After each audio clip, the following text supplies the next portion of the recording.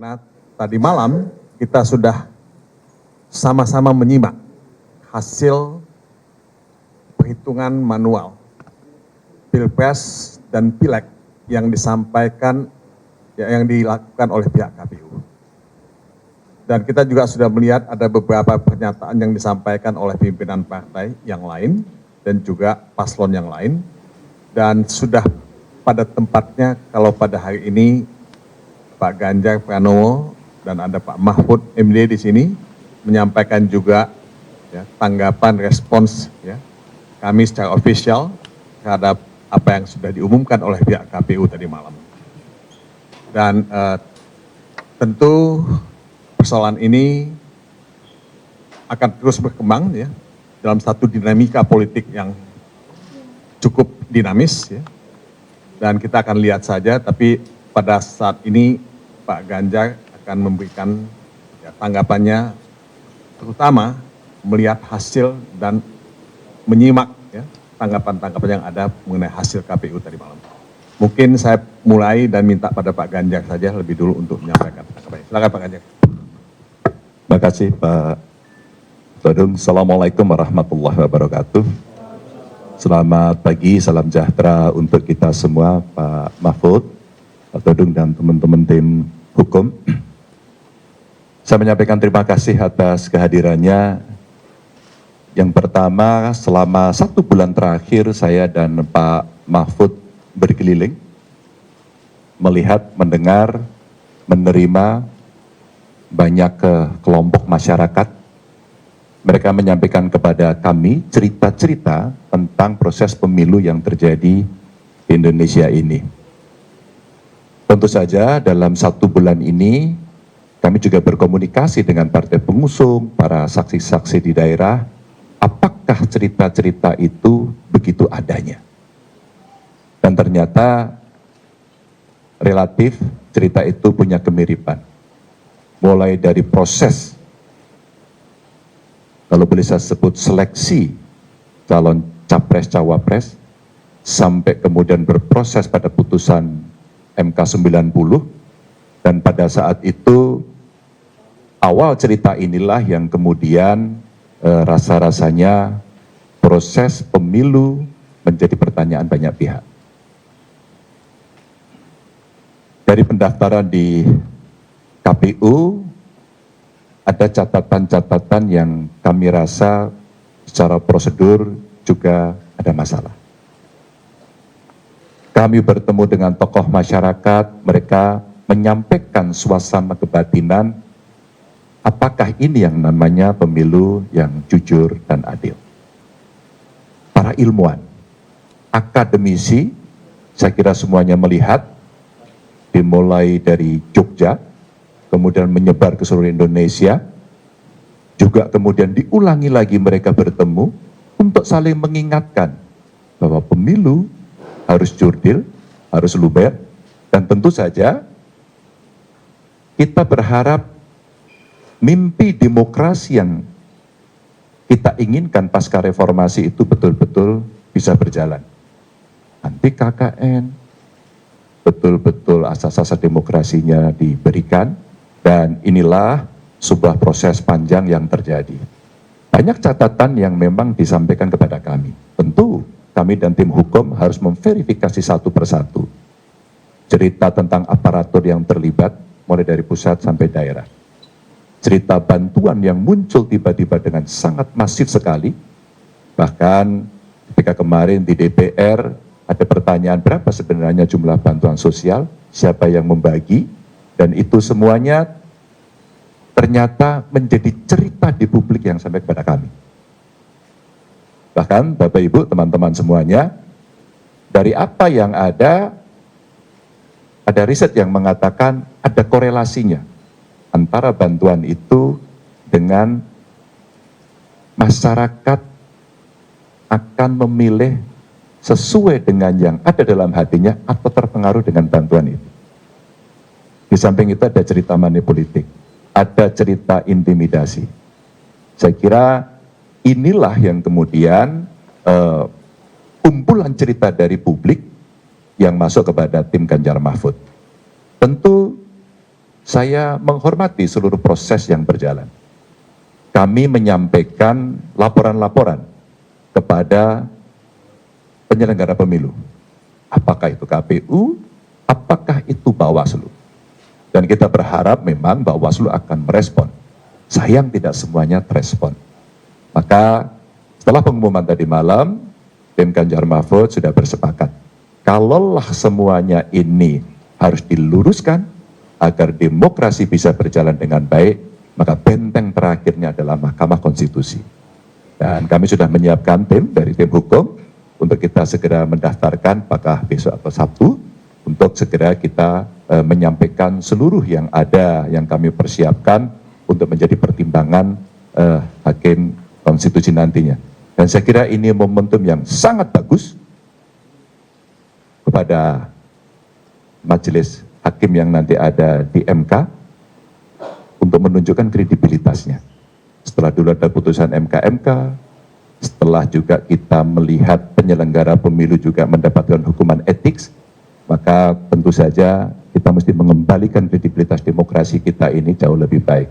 Dan untuk itu tim akan segera mendaftarkan itu dan mudah-mudahan ini akan membuka tabir dan tentu saja harapan kita MK lah nanti yang akan mengadili ini dengan baik dan bisa mengembalikan marwah demokrasi kita agar sesuai dengan harapan dan aturan. Teman-teman, itu yang bisa saya sampaikan. Terima kasih. Assalamualaikum warahmatullahi wabarakatuh. Saudara-saudara sekalian, itulah pernyataan yang disampaikan oleh Pak Ganjar Pranowo, ya, mewakili paslon 03. Ya. Jadi prosesnya masih panjang. Ya. Pilpres kalau hanya melihat hasil pengumuman KPU tadi malam, itu mungkin ada yang mengatakan selesai, tapi itu belum selesai. Orang Barat bilang, it is over, but it is not over yet.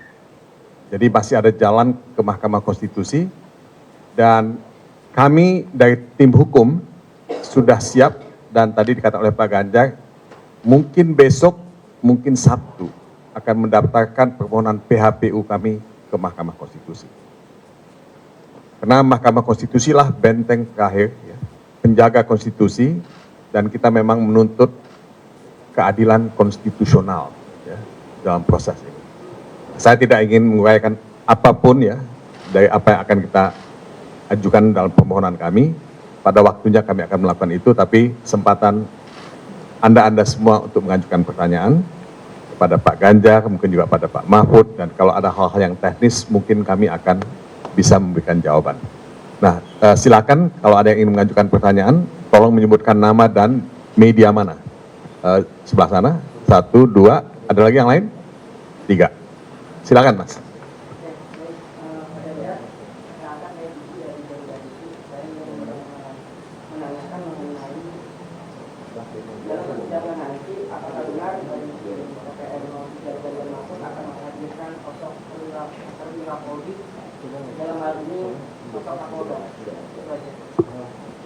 Kamu tunggu nanti di sana. Oke, yang kedua tadi, silakan Mas. Ya, saya Duan dari Narasi Pak Ganjar. Ingin bertanya Pak, kemarin pagi ini baru saja tim 01 melakukan mengajukan gugatan kepada MK, baru tadi pagi jam 8:10 saya lihat.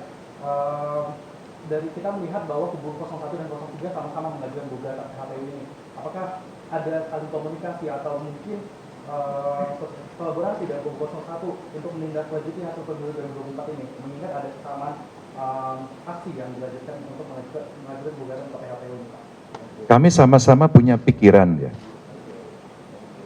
bahwa rasanya saya tidak berkomunikasi langsung pada soal ini, tapi rasa-rasanya kami punya catatan yang sama pada soal itu, dan kami tidak akan membiarkan. Sirekap umpama, logika yang paling sederhana, 1 TPS 300 tapi hasilnya lebih, itu yang paling gampang. Dan terjadinya di mana-mana. Kami melihat sistematis betul ini terjadi. Mudah-mudahan nanti akan ada pakar yang disiapkan oleh tim untuk bisa membongkar cerita itu, sehingga bisa membuka kepada mata masyarakat. Kedua, umpama sama-sama kan setelah yang saya ceritakan tadi, bahkan luar negeri pun memberikan catatan loh kepada kita. Ini penyelenggaraan pemilunya kok seperti itu.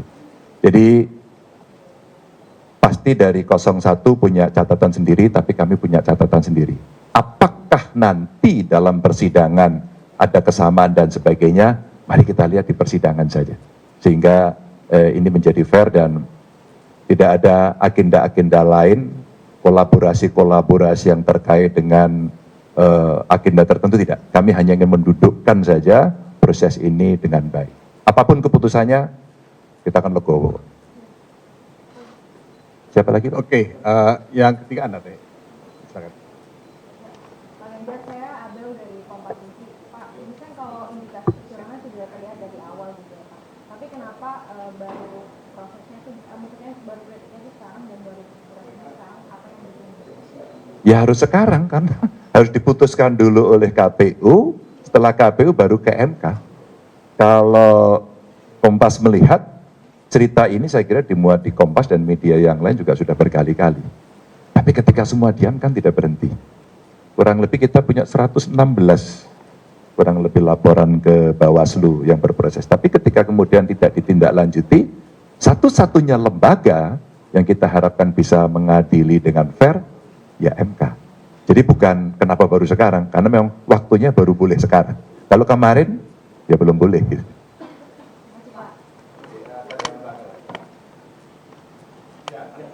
Mas Ganjar, saya lihat di Kompas.com. Saya lihat dari Kompas.com, Mas Ganjar ini dan Prof. Mahfud, kalau tadi kan bicara soal persiapan untuk mengajukan sengketa ke MK, nah di sisi lain kan juga jalur politik itu tengah diupayakan melalui hak angket di DPR. Nah, apakah juga dari Mas Ganjar dan Prof. Mahfud ada harapan juga untuk hak angket ini segera digulirkan oleh PDIP dan partai-partai pengusung Mas Ganjar, Prof. Mahfud gitu? Dan progresnya sudah seperti apa sampai saat ini? Terima kasih. Kebetulan saya dan Pak Mahfud tidak di DPR. Gitu.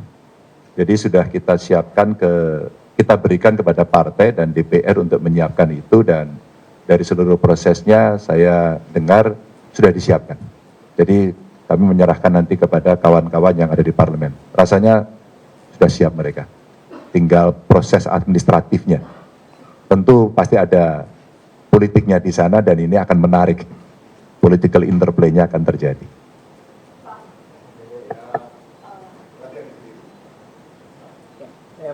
Mas Ganjar, Pak Mahfud, Pak Todung, terkait dengan komunikasi. Dari mana, Mas? Serio dari CNN TV, Pak. Di sini. Terkait dengan komunikasi politik dengan para ketua umum partai, ini seperti apa terkait dengan kesepakatan untuk kemudian mengajukan ke Mahkamah Konstitusi dan juga salah satunya opsi tadi seperti yang ditanyakan teman Kompas.com untuk ke hak angket begitu, karena kalau kita lihat dari pihak misalkan 01 saja, ketua umumnya Nasdem ini sepertinya semalam sudah memberikan statement untuk memberikan selamat kepada pemenang pemilu dalam penetapan KPU semalam. Tapi dari Ibu Mega, Pak Mardiono dan dua partai lainnya komunikasinya seperti apa terkait dengan keputusan hari ini?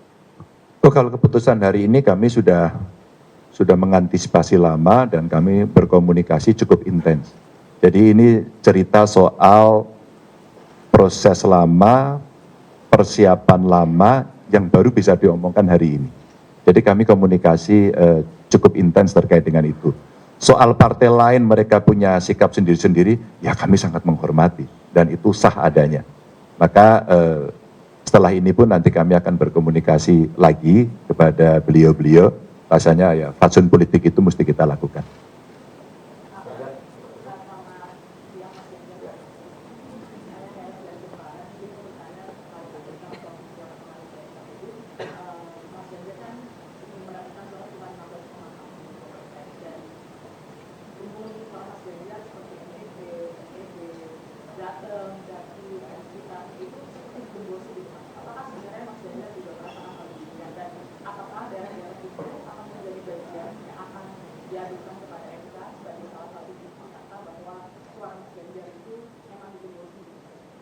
Kami hanya bisa mengakses satu saja dari tampilan yang ada di KPU, dan itu yang saya katakan di depan tadi ada alat bantu kalau bahasa KPU namanya Sirekap. Justru itulah yang kami kemudian bertanya. Gitu. Dari angka-angka yang berproses, dari Sirekap yang ada, sampai pada akhirnya sistem itu dihentikan gitu, itu menjadi pertanyaan kami. Jadi kami tidak bisa lagi kembali pada cerita gembos-menggembos, tapi cerita yang ada dari hasil yang ada inilah yang akan dijadikan bukti nanti dari kawan-kawan tim hukum, termasuk para ahli nanti akan menceritakan. Ya, kemarin ada ahli, ibu-ibu menjelaskan dengan sangat bagus sekali. Lalu sebelumnya juga sudah ada yang bercerita satu persatu, dulu servernya ada di mana, mulai tidak diakui, kemudian diakui gitu ya. Nah, inilah bukti-bukti yang kami akan tunjukkan. Saya Fikri dari Pemprov Bogor. Saya mau nanya tentang statement yang Pak Rudi bilang mengenai ada saksi-saksi yang terancam. Itu saksi-saksi terancam itu terancamnya seperti apa? Dan jika itu merupakan saksi kunci untuk nanti di MK, apakah itu nggak ada jaminan saksi ini gitu? Mana? Iya. Saya jawab ya. Memang kita melakukan ya kunjungan ke daerah untuk mendapatkan saksi-saksi fakta yang akan kita tampilkan pada sidang di MK nantinya. Dan cukup banyak sebetulnya yang mengetahui, mengalami, melihat ya, merasakan apa yang terjadi. Tadi Pak Ganjar bicara mengenai bansos misalnya, bicara mengenai intervensi kekuasaan. Nah, mereka menceritakan dengan sangat jelas apa yang mereka lihat, apa yang mereka alami, apa yang mereka saksikan. Tapi ketika kita meminta mereka untuk menjadi saksi dan dibawa ke MK, tidak semuanya bersedia untuk menjadi saksi. Sebetulnya bukan karena tidak tahu keadaannya, tapi mereka merasa tidak nyaman dan tidak aman. Ya. Nah, apakah bentuk penekanan ya yang dilakukan terhadap mereka itu oleh pihak lokal atau pihak lain? Ya. Ini tentu ya bisa saja terjadi. Tapi yang saya mau katakan lah, bahwa selama saksi itu tidak memiliki kebebasan untuk menyatakan sesuatu, kita sudah melakukan pelanggaran hak-hak ya asasi dari saksi yang harusnya bersaksi. Karena itu merupakan bagian dari kewajiban dia untuk menjelaskan kebenaran ya, yang kita cari bersama-sama. Saya tidak ingin menyebutkan jumlahnya, ya, berapa banyak, tapi cukup banyak, baik itu di Jogja, baik itu di Jawa Timur, baik itu di Bali, maupun di Sumatera Utara, kita melihat ya mereka tidak semuanya nyaman. Tapi alhamdulillah kita bisa mendapatkan cukup banyak saksi dan nanti tergantung kepada pihak MK untuk menampilkan mereka, ya, menerima mereka. Tapi kalaupun tidak semua bisa ditampilkan,